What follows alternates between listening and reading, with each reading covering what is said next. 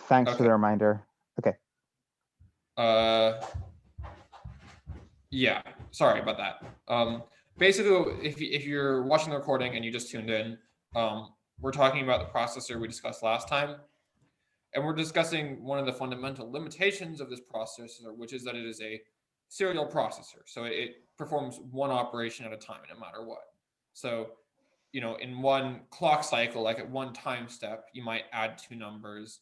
In another clock time step, you might multiply two numbers and store the result somewhere else, right? So if you wanted to add two lists, which is like, a fairly common operation that you've probably bumped into that you do with NumPy, right? You add two arrays to perform some computation. You have to do that for each element individually. So you have to take 0 and 1, you take these, you put them somewhere, you add them, and you store the result back, right? And you do the same thing for 1 and 2, the same thing for 2 and 3, right? The same thing for 3 and 4, right?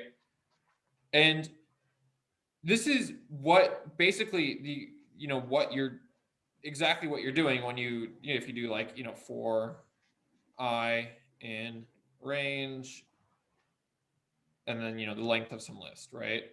This is what you're just going through each of these things, and this is what you're doing. Now, when you do this in Python, of course, this loop here ends up being pretty long because you have to deal with a bunch of Python-y things that make your life easier but make stuff slow. But if you were to write the same loop in C, it would do this, right? It would go through each individual element and add them. But adding two arrays, so like adding this array to this array, or more importantly, like multiplying them, that's a dot product. You probably have to do dot products all the time if you're doing anything in science or computer graphics, right? So doing a dot product, see how fast I can add or multiply. Doing a dot product of two vectors or two arrays all at once is a really common operation. And it turns out there's actually ways that you can build a processor that let you do this type of operation faster. So we have our processor here. Now let's bolt on 4 more ALUs and then 4 sets of 4 little registers, right? And we can use these ALUs to operate simultaneously on each element of these wider registers, right? So now our registers used to contain a single number. Now each register contains 4 numbers that are grouped together. So this is like a 4-element list. So you might have 1, 2, 3, 4. And you're doing computation serially in time. So doing one computation after another inside the register file, to doing computation parallelly in space. So when you make these processors, and if we have time, I'll show you a picture, you're basically you're literally pretty much taking this ALU and you've designed it with so you've taken some transistors and designed this ALU, and you're just copying and pasting it 4 times, right? And then you're doing these operations simultaneously, and you can do that because the addition of these 2 elements of the list is independent of the addition of these 2 elements of the list. And this turns out to be really useful. So most processors, even some microcontrollers, will contain a SIMD ALU. So SIMD stands for single instruction.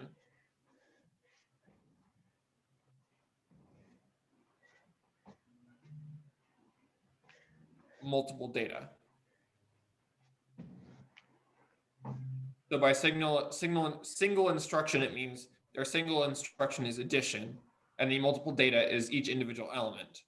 And you're going to basically you bolt on these extra 4 ALUs, and you trade that computation in time for computation in space. And that's a trade most people are willing to make, because when you're talking about something that takes up a couple millimeters squared, and you ask them if they care if it takes up 4 millimeters squared versus 1 millimeter squared, they're going to say no. But if you ask them if it takes 4 times longer to complete an operation, they're probably going to say, yeah, I care. So this is usually a good trade-off. So, I mean, the way you implement this SIMD ALU is very literally just 4 arithmetic logic units bolted together. So we have 2 really wide operands, like 1, 2, 3, 4 up here, 1, 2, 3, 4, right? And these get dished out to each individual smaller ALU that performs the operation, and then we combine the results back together on the output, right? And this is all really a long way of saying that, when you do stuff with NumPy, you can add 2 arrays. I mean, you can't do that with Python lists, but you can do that with NumPy arrays. This is all a long way of saying that your processor contains instructions to do exactly that. So if we have vector registers V0 through V4, right, and vector register 0 contains 0, 1, 2, 3, your processor might have a vadd instruction that operates the same way the add instruction does in our normal instruction set that you've all seen in the homework and in the last lecture, right? But it operates on these vector registers. So V3 would be, so vadd V3, V0, V1 would be, V3 equals V0 plus V1 using our normal convention, right? And you would set this register down here to, you'd set register V3 to 1, 3, 5, 7. And you do all of this in a single cycle, which is why that's the whole point. You save a lot of time by adding this extra area on your processor and adding this extra power draw. And hopefully you complete your operation faster. And these ALUs will usually support the full suite of operations. So they'll do, they'll support multiplication. So, you can multiply these 2 things. We can get V2, V0, V1, right? And you'll, multiply these 2 things and, right? And you'll have all of the operations. So you'll have, XOR, whatever, right? So now you've taken your like very, what we call our, a scalar processor, a processor that operates on scalars, and you've turned it into a vector processor, right? And most processors, like I said, support this. So, my computer can operate on 256-bit wide vectors in a single clock cycle. So I can, if I have 32-bit floats, like, so 32-bit, like real numbers, like numbers with a decimal point, I can pack, if I can do division, I can pack 8 of those into a single 256-bit wide vector. So I can, I can pack a lot of things in here, right? And this is basically what makes NumPy so fast. NumPy, and it's also the reason NumPy has these special data types. So NumPy data types are basically wrappers around arrays in physical memory, right? And part of what NumPy does is it makes sure that these, each element of your array will be adjacent to the other element of the array in memory. And it can easily just copy parts of that array into a vector, so, it loads, this diagram here doesn't help, but it loads, some large set of numbers all at once into a vector, performs operations on that vector, and then writes it back out. And this is why NumPy is so much faster than the code you write. Hey, Alex, there's a question in the chat that you might want to address. Yeah, so Christian asked, how many registers SIMD does a computer have? Does it depend on the computer? Yes. So a real basic microprocessor isn't going to have any of this junk. it'll just be a scalar part, right? Modern Intel processors have like something ridiculous like 16 512-bit wide vectors. So that's, I mean, someone who can do math faster than me can tell you, if you have 32-bit floats, 512 divided by 32 is like 16 or something, right? So it'll have 16 registers, V0 through V15, right? They give them different names. I don't know what their names are, and each of those, and each of those registers will be able to hold 16 32-bit floating point numbers, like the numbers you usually use when you want to do like the sign of something, or like real numbers with a decimal point. And you can do operations on all of those at once. And in actuality, the processor has actually keeps off to the side to hide from the user, that let it accelerate some operations. And Intel goes a little bit extreme on this. My computer has like a similar number of 256-bit wide registers. And you've kind of just hit on the big problem with SIMD computing, which is that different computers have different vector lengths. Some of them don't even have like a well-defined vector length. And the problem with this is that you can imagine if you're writing computer code for a computer that had vectors that were 16 elements wide, and you tried to port that to my computer, which has elements that are 8 elements wide, you'd have to refactor like your whole code base. And that's the reason that NumPy is so important. And that's the reason, like, even if you know C, you will often get better results working with something like NumPy, because NumPy hides all of this away from you, and then it detects what type of processor you have and automatically picks it. So it has pre-written routines for, addition, adding 2 vectors, multiplying 2 vectors, doing matrix multiplications using these vector registers as pre-written routines for every conceivable computer out there. And it just picks the best one, depending on your processor. And that's why, like, you can write code write code in Python using NumPy, and it will actually turn out faster than the naive C code that, I might write, just, on a quick, let me just sketch out this program in C. Because NumPy is really smart about picking the right subroutine to add 2 vectors pretty transparently. And you can get something that's a lot faster that way. So we've just talked for the past lecture and a half about really, really low-level stuff.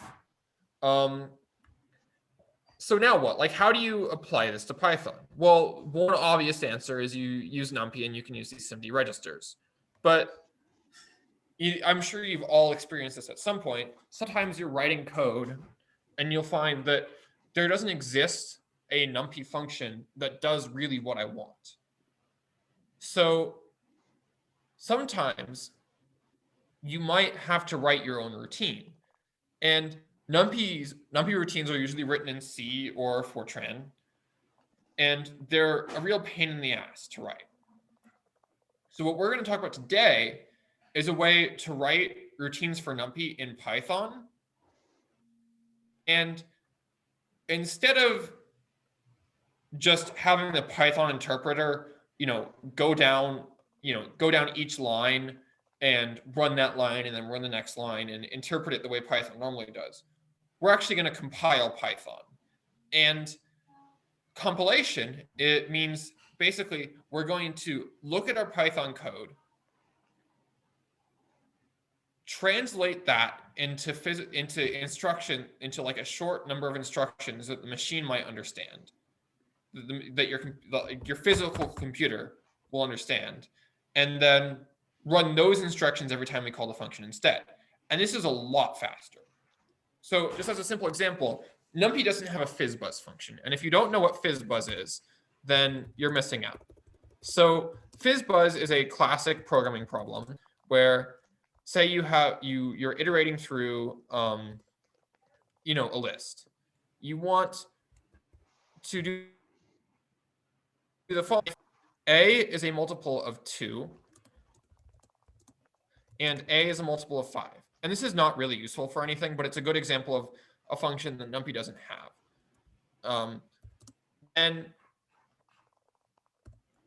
instead of returning whatever, if the given element is a multiple of 2 and it is also a multiple of 5, then we're going to return, we're going to set our result for this given thing to 2 plus 5, right?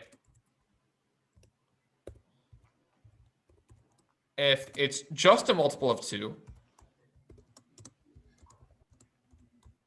then we're going to set the result to 2.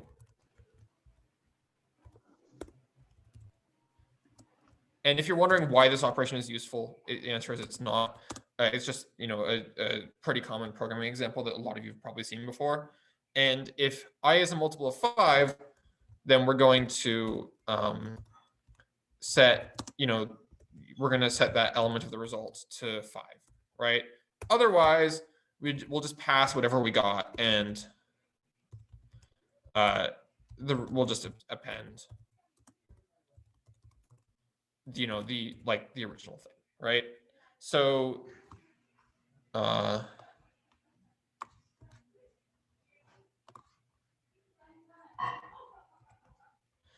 so for example, if we did fizzbuzz range 10, right?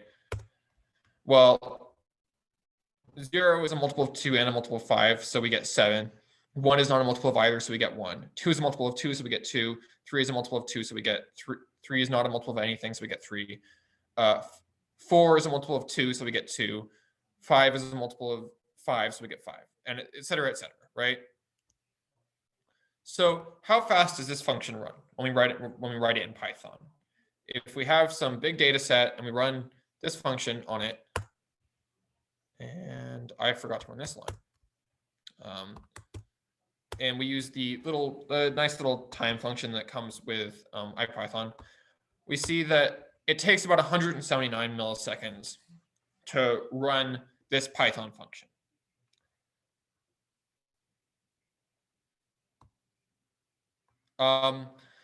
Wendy, what is your question? Okay. Pigs will fly. It's just like,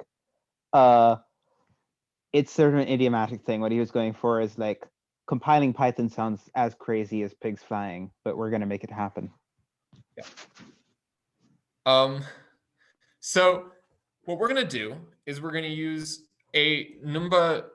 We're going to use this library called Numba, which is basically a Python compiler. It is a just-in-time compiler. So when we hit a function that is tagged to be compiled by Numba, whenever we try to run that function, Python will call out to Numba instead of running through that function itself, and ask Numba to generate a block of machine code that executes that given function, right? So to do that, we are going to use what's called a decorator. So we're going to copy our code over here. We're going to call it fizzbuzz_numba. And we're not going to make any changes to it. We're just going to, at the top, place a Python decorator. So a Python decorator is a magical string that you place at the top of a function that you start with @jit, and it usually just indicates something to the Python compiler, to the Python interpreter, that you want to do something with this function that is different than most functions. And @jit means that we want to we want Numba to JIT this function, and we imported this decorator up here. So we did from Numba import JIT. And we're going to do at JIT, no Python is equal to true. So basically, Hey, what's JIT short for? JIT is short for just-in-time compilation. So when I said, for example, Python, when I define this function, it just defines it, right? You notice that didn't take any time for this cell to run. It just defines the function. So now when I call this function, when I'm actually using this function, so if we decide to time it, you'll notice it actually took longer to run than the pure Python variant. So the pure Python variant, when we ran it on the same data set, oh, no, sorry. It took a lot longer to run than the pure Python variant. So like 100 milliseconds out of about 100 milliseconds. So what is the point of this? Well, when we run this cell, we haven't run PhysBuzz Numba before. So Python has not compiled this yet because we're doing what is called just-in-time compilation. So now we realize we need this. So Python decides, okay, we're using this function. So we're going to compile it just in time for it to be used. And we're going to compile this function to a block of code, and then we're going to run it. And that's why this is slower.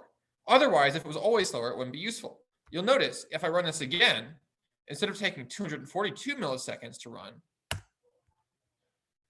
it takes 2.34 milliseconds. That is a significant speedup. That is a 100x speedup. Christian asks if this decorator is applied to the entire cell. No, the decorator is applied just to the function. And this is, so yeah, basically every function you want to JIT, you're going to want to put the decorator before. Now, you'll notice I had this keyword argument, no Python equals true. That means that if you did just JIT, and I'll show an example of this in a minute. If you did just JIT and Numba wasn't sure how to compile it, it would just run the Python. No Python equals true means if I can't just run the Python, then I should error, right?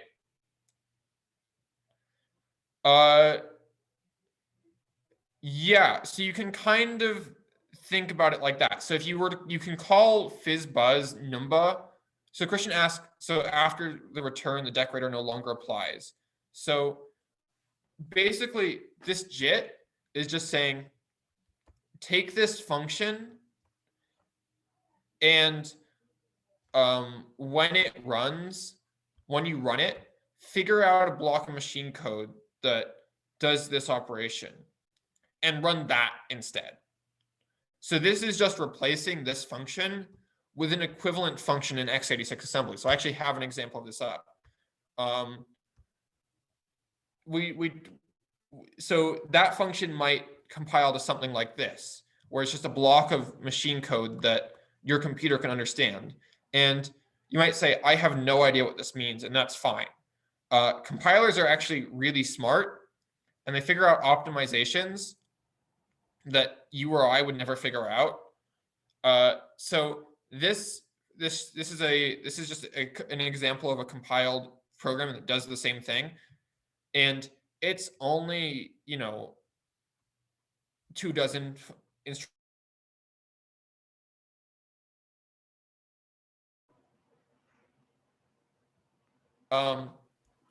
And that's a lot. That's 24 nanoseconds. That's a lot faster than the Python version. But the compiler is way smarter than me, and I can't tell you how this works. I'd have to stare at it for like 20 minutes to figure out how this compiled version of what we talked about works. But it basically just replaces this code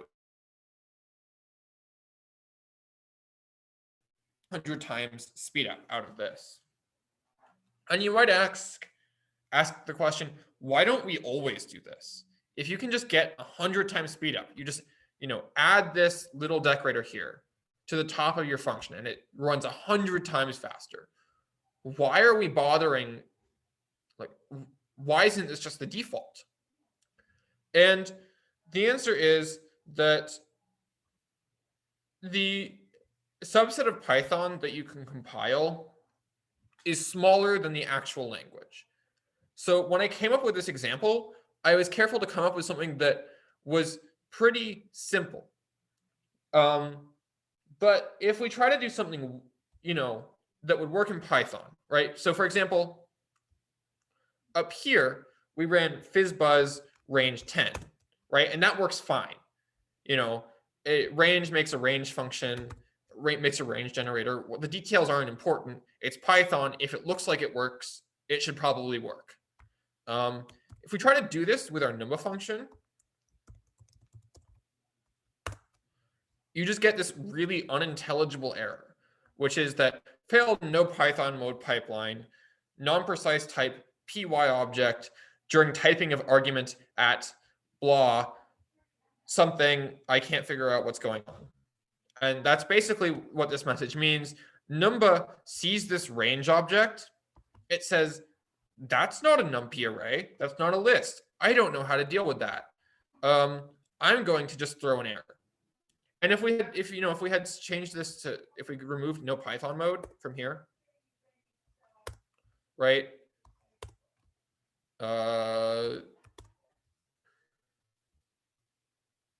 It sort of works. Like, it returns the right result. It just throws a lot of warnings. But when you remove no Python mode, you give away most of the speed up. So we're going to, and actually a shorthand for JIT no Python equals true is just njit. That's just what I'm going to be using from now on. So this just fails completely, and that is because when you compile something, you're saying to the computer that you're saying to your computer, I want to transfer this into machine code. And machine code has machine code is generally what's called statically typed, which means that before you run the code, the type in your code are predetermined. Python is dynamically typed. So Python doesn't care if I switch a variable from being a string to a number to a list. It doesn't care. Your machine does care. It doesn't know how to handle that. So that's what's happening here is Numba saying, I can't figure out how to handle this weird type range. So I'm going to throw an error. And that's why we don't always do this. There's also a slightly, there's another thing, this isn't really a proper numpy functions, right? This works on a 1D data set, but something like numpy.sign would work on, a 2-dimensional matrix or whatever. It'll just magically work. So if we do big data set, so let's turn this into a 2D data set. So we're using the reshape function on a numpy array to change the shape of the array, so it's 2D. So we're going to change it to 1,000 by 100 instead of 100,000 long. It's going to error because Numba doesn't know how to handle this weird modulus of an array, right? Because if you have a 2D array and you do 4i in A, then that's different than, so if you have a 2D array and you do 4i in A, I is going to be, on every iteration through this loop, I is going to be a 1D array, right? And Numba doesn't know how to handle that. So Numba also has a fancy decorator for defining things that act like what are called NumPy universal functions. And what is a NumPy universal function? Well, if we look at so let's look at the type of a couple of things. So let's look at the type of our original fizzbuzz, like the Python type of fizzbuzz. And you may have noticed this when you were seeing errors before. Fizzbuzz is a function. It's a Python function. If we look at the type of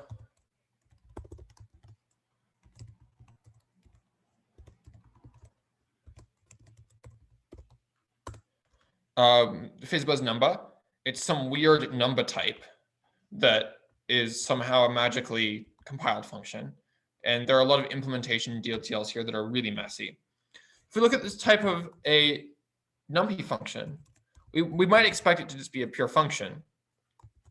But np.sign is actually what's called a NumPy ufunc. It's a universal function. So it'll work on a scalar. So you can do, np.sign of np.pi. np.pi is a scalar. You can do np.sign of, np.lin space 0, 100. And that'll work, right? Or you can even reshape this array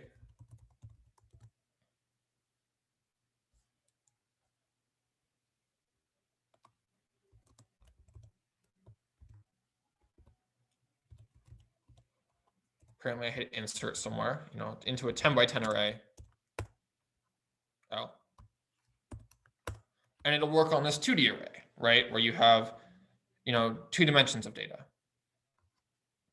So oftentimes if we want to make our own real proper NumPy function, we want it to work on 2 dimensions. The way we do this is we use the other decorator provided by Numba at vectorize. And so we're going to modify our FizzBuzz function a little bit. We're going to just describe how FizzBuzz works on a single element of array. And we're going to let Numba figure out all the intricacies of writing loops around this that take the most advantage of the SIMD functionality that's available in your processor in a given situation. So by using it vectorize, we're letting Numba figure out the loop for us in the way that works best for our processor.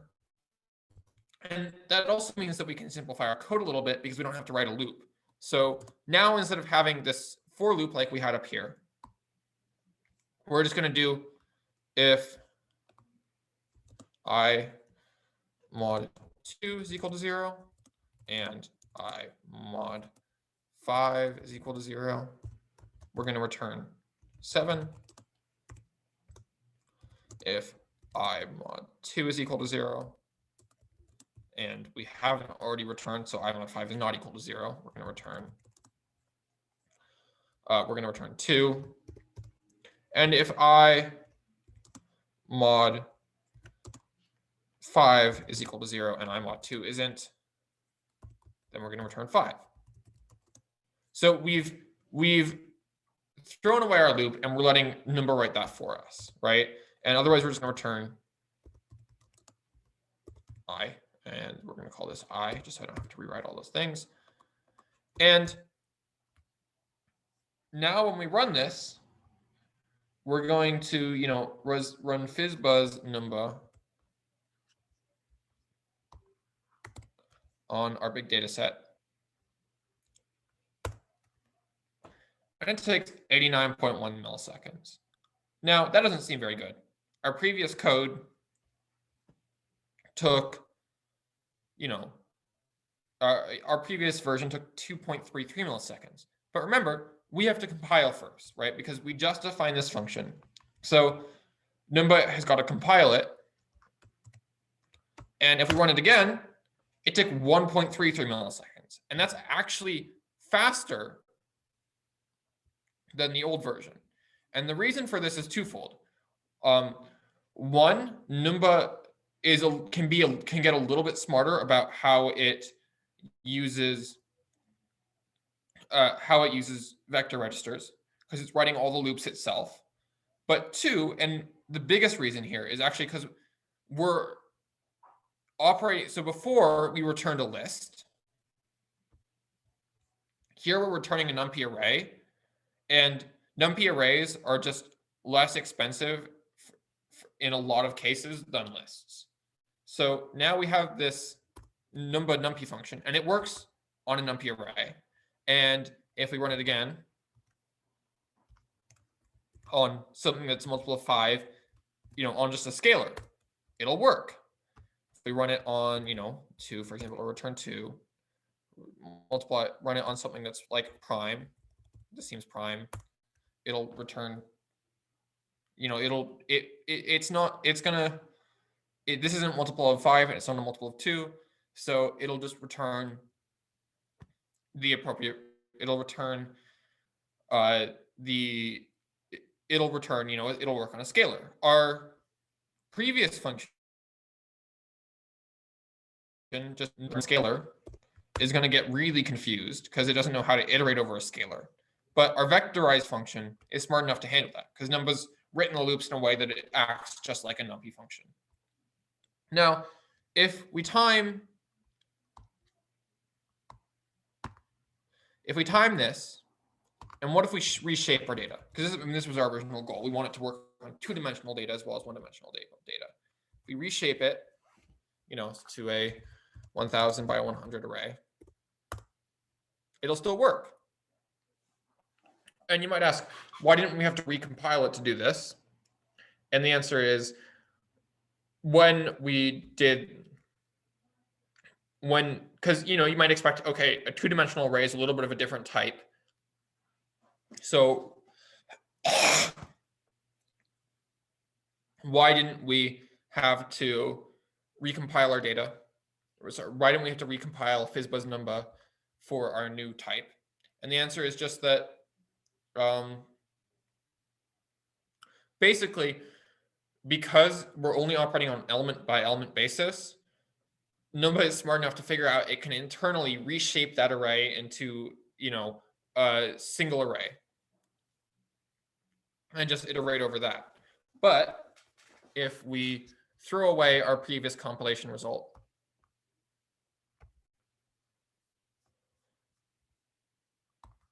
and we start from scratch, and we just operate on a scalar,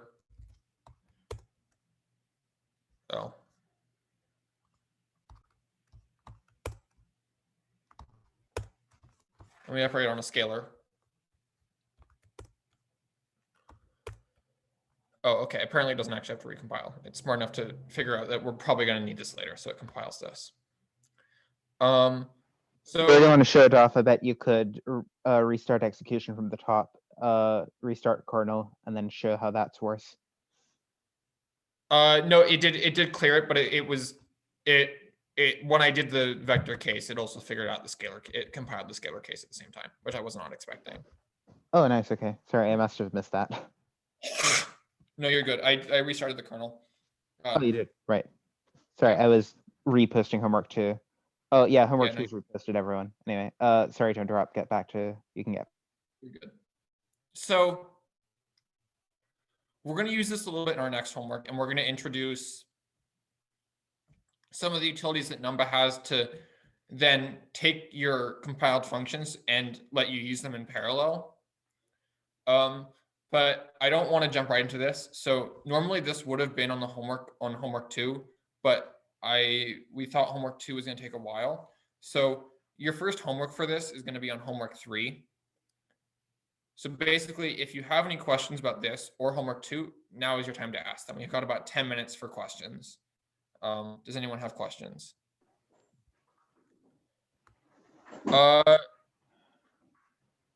Yeah.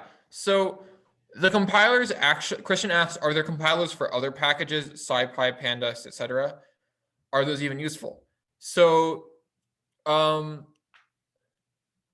broadly speaking, the compiler here, this has got a very big asterisk in it, isn't for Pandas or SciPy, etc., right?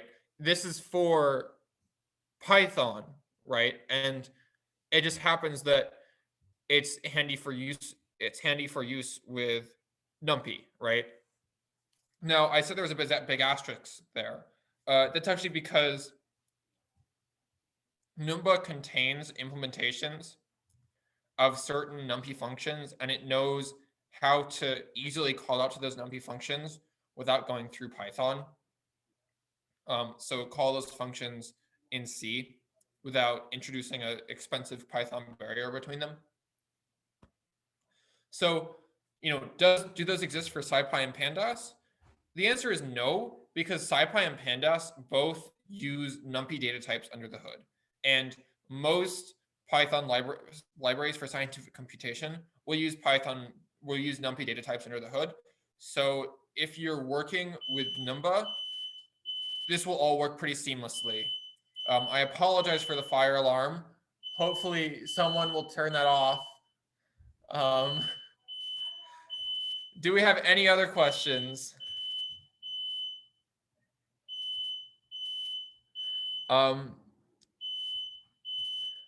I believe Rufus has showed up, if there are no other questions. Is Rufus there?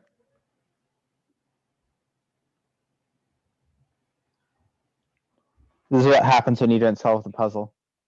This is what happens when you don't solve the puzzle. Rufus is keeping his camera off. Okay, do we have any other questions? So yeah, if that explains things to Christian. If we're going to move into slightly more office hour style, I'm going to end the recording here. Okay, yeah. Sorry, yeah.